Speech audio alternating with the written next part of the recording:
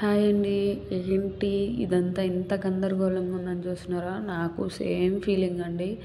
అంతా క్లీన్ చేద్దామని అయితే ఫిక్స్ అయిపోయాను. అన్నీ మంచిగా తీసి షెల్ఫ్‌లో మొత్తం కూడా తీసేసానండి. ఏమీ లేవు. కొంచెం కొంచెం మాత్రమే ఎత్తిపెట్టాను. పోపు డబ్బాలు మొత్తం తీసేసాను. ఇది చూడండి ఎంత గందరగోళంగా ఉందో ఇల్లు. బట్ ఇప్పుడు ఇయన్నీ నేను క్లీన్ చేయాలని అయితే ఫిక్స్ అయిపోయానండి. మంచిగా అన్నీ అక్కడక్కడ సర్దుకోవాలని. ఇట్లా అయితే క్లీనింగ్ అయితే మొదలుపెట్టాను. ఫుల్ గిన్నెలంతా కడగడం అయితే స్టార్ట్ చేశాను. గిన్నెలన్నీ కడిగేసరికి నాకు తల నొప్పి వచ్చిందండి తెలుసా? ఎన్ని గిన్నెలు ఉన్నాయో తెలుసా? నార్మల్గా మనం వంట చేసినట్టువే చాలా ఉంటాయి. అలాంటిది నేను మొత్తం పోపు డబ్బాలు మొత్తం తీసేసానండి. ఏమీ లేకుండా చేశాను. మొత్తం ఎక్కడెక్కడున్న ప్లేట్స్, పింగాణీ బౌల్స్ మొత్తం పైన ఉన్నటివి డైలీ వాడేటివి కాకుండా అనదర్గా మనం ఫర్దర్గా పైన అట్లా పెట్టుకుంటాం కదండి. మొత్తానికైతే తీసేసాను. తీయడానికి రీజన్ ఏంటంటే మాది హౌస్ అనేది రెంటెడ్ కాబట్టి బయటికి వెళ్ళేదాన్ని వాళ్ళు గాలి వెళ్ళకుండా కిచెన్లో కొంచెం క్లోజ్ అయితే చేస్తున్నారండి. క్లోజ్ చేయడం వల్ల ఏంటంటే ఇట్లా ఆయిల్ అట్లా మనం ఎక్కువ యూస్ చేస్తున్నప్పుడు ఎయిర్ అనేది బయటికి వెళ్ళడం వల్ల ఎక్కువ ఆయిల్ అనేది దాని మీదే ఉండిపోవడం జరిగింది. సో మొత్తం అయితే ఖరాబ్ అయి ఉన్నాయి. నేను వీక్లీ వన్స్ కానీ ట్వైస్ కానీ నార్మల్గా పప్పు డబ్బాలు అయితే కడుగుతుంటాను. బట్ ఈరోజు అయితే మొత్తానికి తీసేసి క్లీన్ చేయాలని అయితే ఫిక్స్ అయ్యాను. అండ్ దెన్ మొత్తం అయితే క్లీన్ చేయడానికి అయితే చాలా అంటే చాలా టైం పట్టిందండి. మస్తు తలనొప్పి వచ్చింది. మొత్తానికైతే గిన్నెలు అయితే చాలా ఉన్నాయి. అవన్నీ కడిగి మొత్తానికి తుడిచి పెట్టాలి అనుకుంటుంటారు కదా. పెళ్ళిగాక ముందు ఏముందిలే మంచిగా అమ్మ నాన్న వండి పెడితే తిని పెట్టడం చాలా ఈజీ అని మనం అనుకుంటాం. బట్ ఫ్యాక్ట్ ఏంటంటే ఆఫ్టర్ మ్యారేజ్ ఇవన్నీ చేసుకునేటప్పుడు మనకు అమ్మ నాన్నలు అందరూ గుర్తొస్తారు కదా. నాకు చిన్నగా అర్థమైందండి.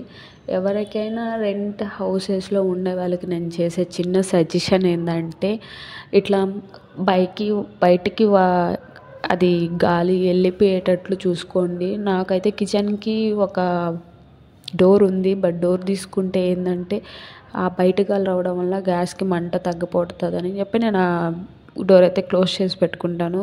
అసలు మెయిన్ రీజన్ డోర్ కాదండి, ఇట్లా పైకి వెళ్ళేది గాలి వెళ్ళేదాన్ని వాళ్ళు క్లోజ్ చేస్తున్నారు. అది కానీ ఓపెన్లో పెట్టుకుంటే మనకు వంట చేసుకునేదాన్ని అంతా వెళ్ళిపోతుంది. మొత్తానికైతే నేను చిన్నగా మంచిగా సాంగ్స్ వినుకుంటూ కిచెన్ అయితే కిచెన్ అంతా క్లీన్ అవ్వలేదండి. ఇలా జస్ట్ గిన్నెలు అయితే మాత్రం కడిగి పెట్టుకున్నాను. కడుగుతూ ఉంటే వస్తూనే ఉన్నాయండి. అయినా నేను ముందే ఫిక్స్ అయ్యాను ఎన్నొచ్చినా కడగాలి మంచిగా అని. మొత్తానికి ఎలా ఒకలా ఫినిష్ చేయాలి అని అయితే అనుకొని మొత్తానికైతే సెట్ చేసి పెట్టుకున్నాను.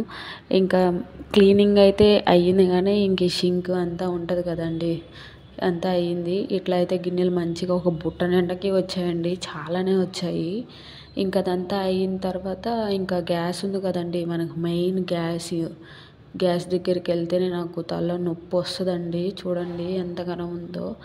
మొత్తానికి అవన్నీ తీసి బర్నర్స్ అంతా ఓపెన్ చేశానండి. అదంతా కొంచెం గట్టిగా ఉన్నట్టుంది. సరే చూద్దామని చెప్పి ఊరికి ఇట్లా అనగానే వచ్చింది.